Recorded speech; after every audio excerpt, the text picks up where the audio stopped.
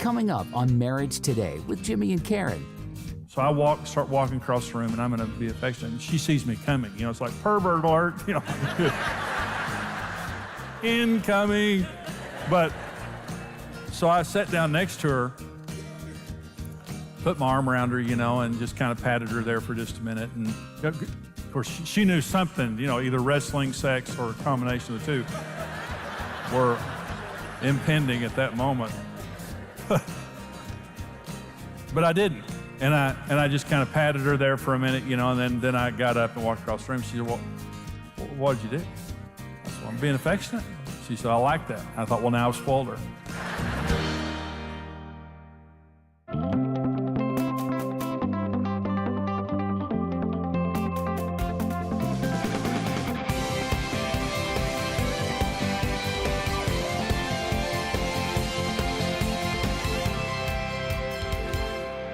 Your spouse is different than you are. The 4 major needs of a man are different than the 4 major needs of a woman. Now, this doesn't sound good, but it's a true statement. If you married someone normal, they're not like you. Okay, it doesn't sound good. But if you married a normal, I thought, Karen, she's the most attractive woman in the world, but gosh, she's so weird. You know, she was just so strange. And the reason she was strange is she wasn't like me, because I'm the epicenter of normal. Normal's me. So she was just so different than me. And most people take the energy that God gave them to love each other, trying to change each other. And in many marriages, it's a battle of who's going to win. Is this going to be a woman home or a man home? Is it going to be a home where my needs prevail or your needs prevail? Let me say this. In a Christian marriage, it's a win-win situation. No one loses. Everyone gets their needs met, but when you have a bad marriage, it means I'm rejecting your inherent differences. Let me say this. When you reject my needs, you reject me. When I'm telling you what my needs are and you keep rejecting that, that's rejection. It feels like rejection. It's frustrating. And so when I'm telling you what my needs are, I just need you to believe me. And I need you to accept that. Here are the 4 needs of a woman and how to understand and meet her needs. And the first is security. It says, husbands, love your wives just as Christ also loved the church and gave himself for her. The standard for women is respect your husband the way you would Jesus. The standard for men is give your life for her. Just like Jesus gave his life for you, you love her more than you love yourself. You sacrifice yourself for her. The mega need for men is honor. The mega need for women is security. So women feel most secure in an environment where there is a sacrificial, sensitive man that they're married to. Women feel most insecure when they're married to a selfish, detached man. Security to a woman just simply means, to my hurt, I will meet your needs. I come second. I'm not the head of this home, so I can get it my way, and I get the big chair and the clicker in the living room. I'm the head of this home so that I can serve you and make sure whatever you need, you get it first before I get it. You come before me. And you'll never have to nag. You'll never have to beg. Tell me once. I'm studying you. You're on my heart. Tell me once and you'll get it. And if I don't agree, I'll tell you right up front. But if I tell you no, it's only because it's not a good thing for you. But I will sacrifice to meet your needs. Women are in heaven. Women are in heaven. They need security. Here's how to meet your wife's need for security. Communicate your commitment to sacrifice for her. Husbands, love your wives as Christ loved the church. He gave himself for her. I will have to sacrifice something. I'll have to sacrifice an interest, a hobby, a friend, an event, an opportunity, a promotion. I don't know what I'm going to have to sacrifice. But here's the issue. Nothing is as important to me as you are, and I will sacrifice to make sure that your needs are met. Just the way Jesus sacrificed for me, I'm going to sacrifice for you. The second is be sensitive to your wife's needs and don't make her nag or beg. Never, ever should your wife have to nag or beg. Romance, when you send your wife flowers or cards or you're romantic to your wife, what you're saying to your wife is you're on my heart. The lack of romance simply means I don't think about you.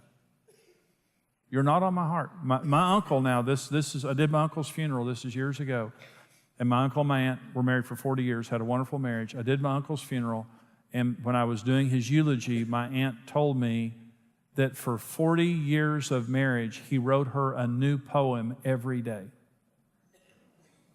Let me tell you something. There's only so many ways you can work around roses are red, violet, Think about that for just a minute. Every day for 40 years. And I never even thought about it. They had a wonderful marriage. She was the happiest woman on earth. I said, are you kidding me? She said, on our dining room table every morning, there was a new poem that he wrote me. You know what that means? When he was alone every morning, he was thinking about her. As opposed to a man who's never romantic. And it just means my mind is somewhere else. And so I'm sensitive to you. Be a faithful provider and a faithful money manager, because that's another part of her security, is knowing that she's going to be provided for. And let me say this, whatever job you have, some of the most important people in society are not well paid. Teachers, policemen deserve a lot more money than they get. And the issue, give them a hand.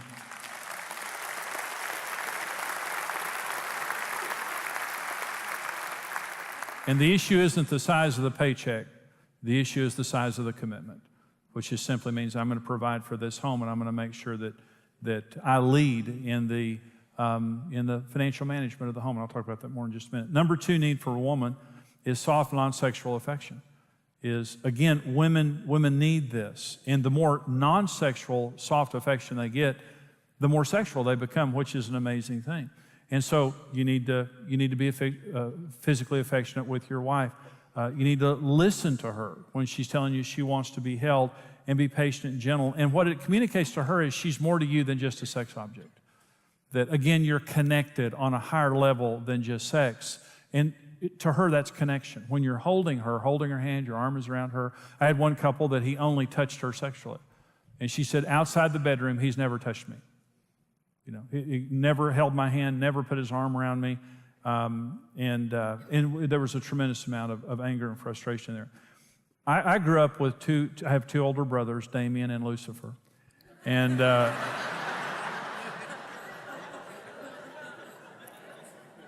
we fought every day. My parents were not affectionate people. I had wonderful parents. They were not affectionate people. And my brothers and I was the youngest of 3 boys. We fought every day. I mean, I just lived in a war zone. And I didn't know how to be affectionate. Karen and I started dating, and I knew how to be rough or sexual. I didn't know how to be affectionate. We started dating, and I just didn't know how to be affectionate. Karen wanted me to be affectionate. When I held her hand, I pinched around on it. And I like that. It feels good. I like that thing. She didn't like that at all. She'd say, that hurts. And I said, you'll toughen up. Don't let my brothers beat you up 2 or 3 times. You'll get used to it. And then I get nervous. I just didn't know how to be affectionate. And so I put my arm around her, and I put her in a headlock.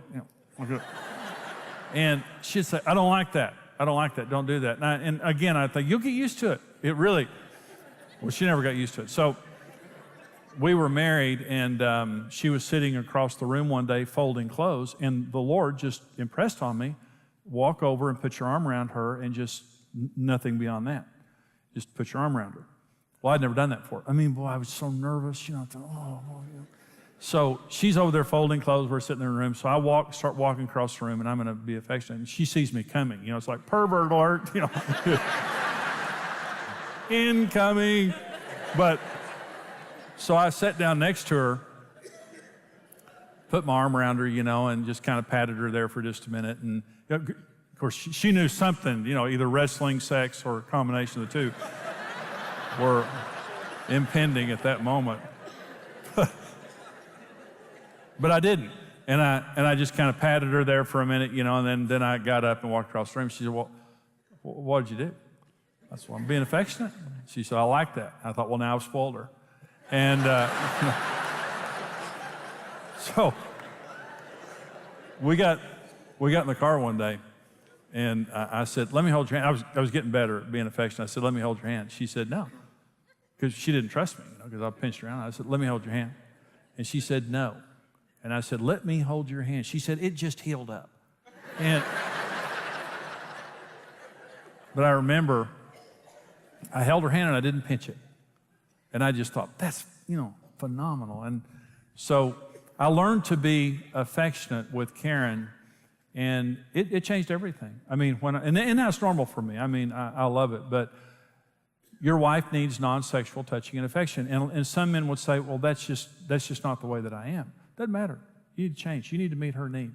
It wasn't natural for me. I wasn't raised in that kind of a family, and it's not a need that I have. It's not a need that I have, but it's a need that she had. And so when I changed, it changed our marriage. It was tremendously important to her. Life is a journey, once full of hope to make this world a better place, to leave a legacy to the ones we love. But somewhere along that journey, we've lost our way, forgotten what's important. When marriage is no longer respected, couples begin to separate and their children begin to suffer. Marriage is the future. We must build marriage. And what we love to do here at Marriage Today is give people hope, because marriage works. Marriage works wonderfully. God would never create anything for failure. God's plan for marriage is perfect. You have a 100% chance of success in marriage. Marriage Today is here to help every couple thrive. Even if you failed, even if you came out of a broken home, even if you've never seen a good marriage, every person can succeed in marriage, and that gives hope. We love helping people in marriage, but we have to have support to do that. In our television program, in our live events, in everything that we do, we know that we're touching millions of lives every year and millions of families. Would you stand with us as we build marriages in America and around the world? The families that we help and the children that we keep together with their parents are because of you. Please consider giving your most generous gift to help us here at Marriage Today lift the standard around the world for marriage and family.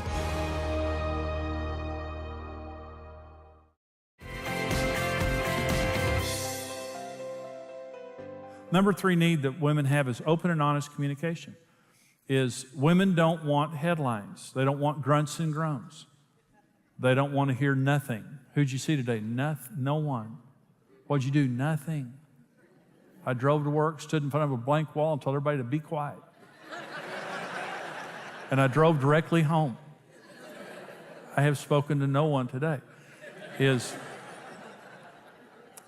When your wife, she wants this, again, this is how she connects to your world, is through communication. And to your heart. And so when your wife says to you, what did you do today? Here's the answer she wants. You want to say, I didn't do much. No, I saw Bob. And Bob is the same as Bob has always been. Okay. She says, how was your day? Here's what she wants to hear. 6:32 a.m. I came into consciousness.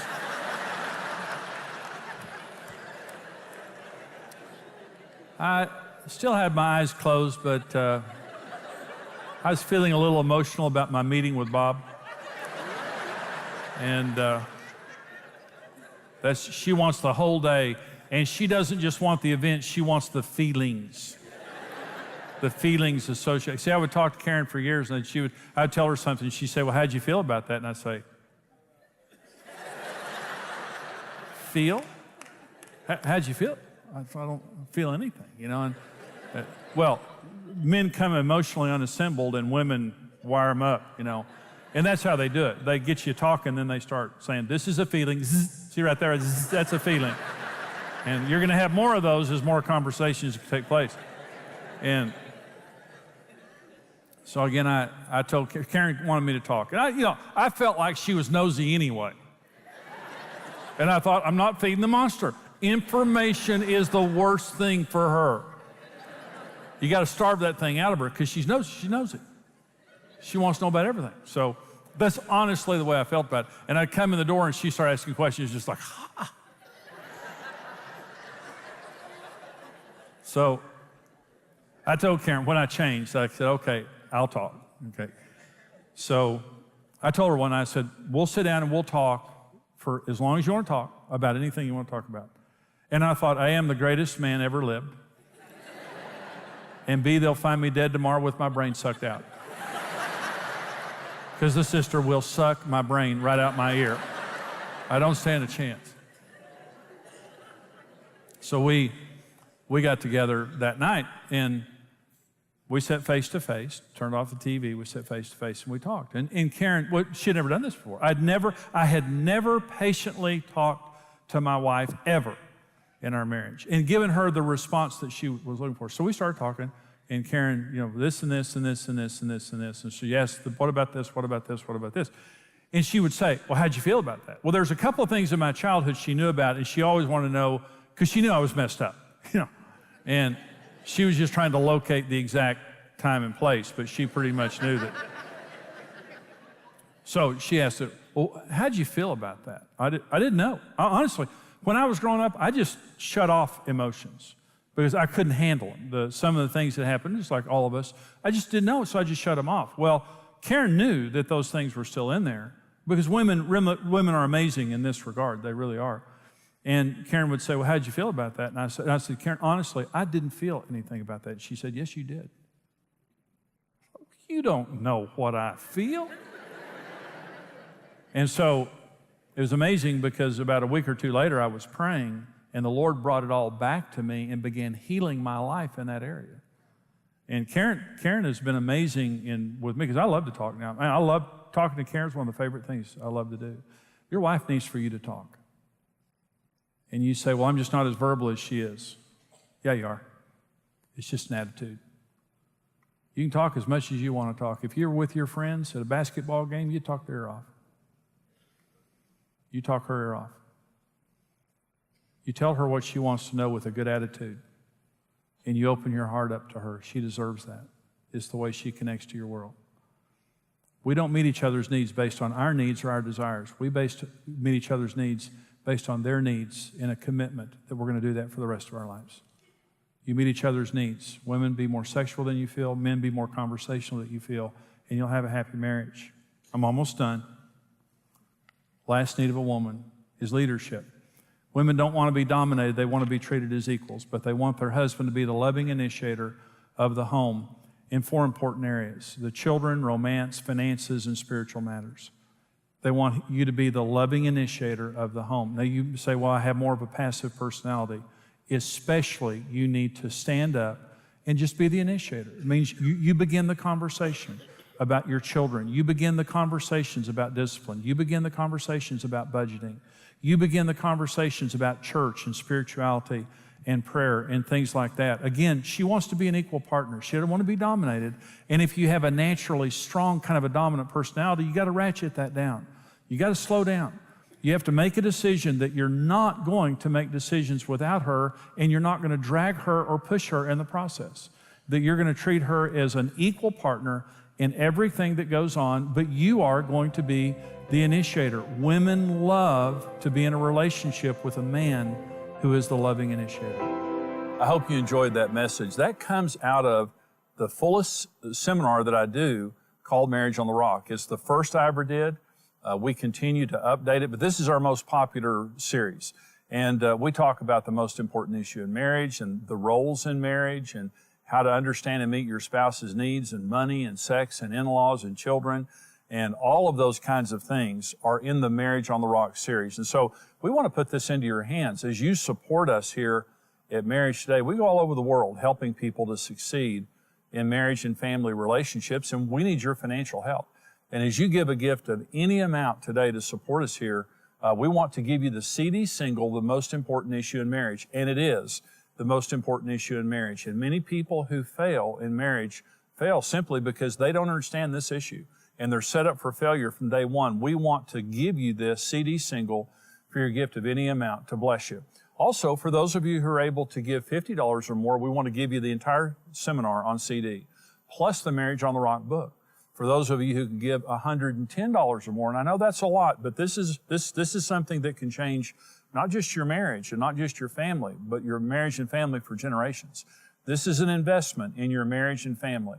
For those of you who give $110 or more, we want to send you the entire seminar on DVD, plus the Marriage on the Rock book, plus our book, Happy, Happy Love, which is designed to help you to enhance your romance and intimacy, again, to bless your marriage. So we want to put these important resources into your hands, and here's how you can get them. Marriage on the Rock, the best-selling book and series, is the essential resource to having the marriage of your dreams.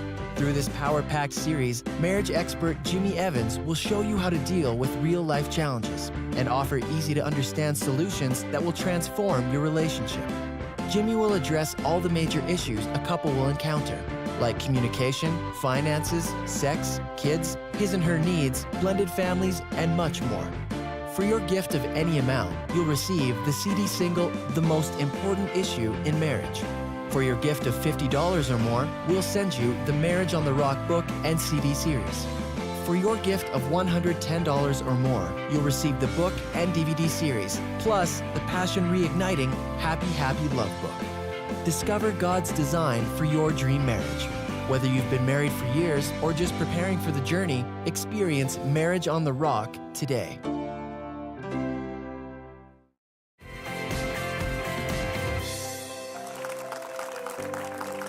You know, this program today is on women's needs in marriage, and we do programs on men's needs also. But Karen, in this program, you know, we're talking about the needs of a woman. And when we got married, I had absolutely no idea that you had unique needs that were different than mine. But you do. Your major needs are all different than my major needs. I don't think I knew I had those needs. I mean, because, you know, one of my needs is security.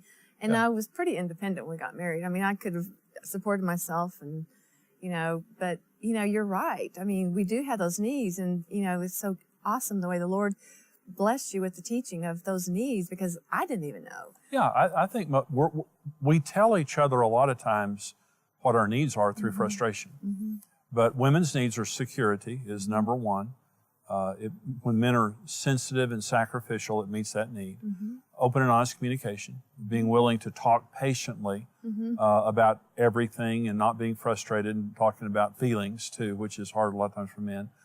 Soft, non-sexual affection and leadership. And those are, to have a good marriage, you have to meet needs that you don't have, because those aren't my needs. And so I've got my own unique set of needs, but when we got married, I just thought you were weird. I thought you were demanding, but you were a normal woman. And you were just wanting me to come out of my world into your world and meet your needs. And of course, we've done that for many years, and it's wonderful. But it only works, and I'm talking to men now, because, you know, a woman can't meet her own needs. If we could meet our own needs, we wouldn't get married. But we get married because we're hoping our spouse will meet our needs. So we've got some questions here, Karen, from some of our viewers. Let me read the first one to you. Whenever I ask my husband to help around the house, he gets resentful. He's quick to turn the conversation to my shortcomings. How can we work together more? Well, I can remember you were never this way. But I do remember one time when I asked you to take the trash out. I don't remember. And it's like we were first married, and I can remember I was really stressed because of the kids and everything. And I said, you know, honey, can you please take the trash out? I'll get to it, and I want. And I'm thinking, and so I think it's just a common thing, in other words. I think that a lot of couples go through this where the man just resents. You know, he works all day, he comes home, you know, the kids are, you know, screaming and crying, the house is a mess, you know, and then the wife is asking him to do something. And so, in his mind, he's probably thinking, what have you done all day? And I was like, you might want to walk back out the door and not say that again. Because as a woman, we have so much, you know, going on in our day, more than what most men understand.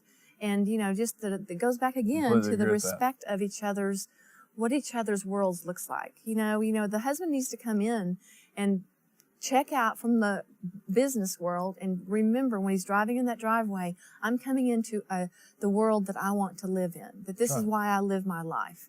And that, you know, what goes on. And that's the priority. Yes. And what goes on in this home is the most important thing.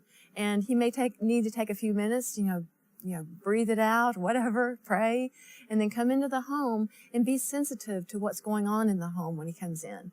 And, you know, and not resent the fact that his wife might need him, you know. Well, I was a chauvinist, and I felt like that was your job.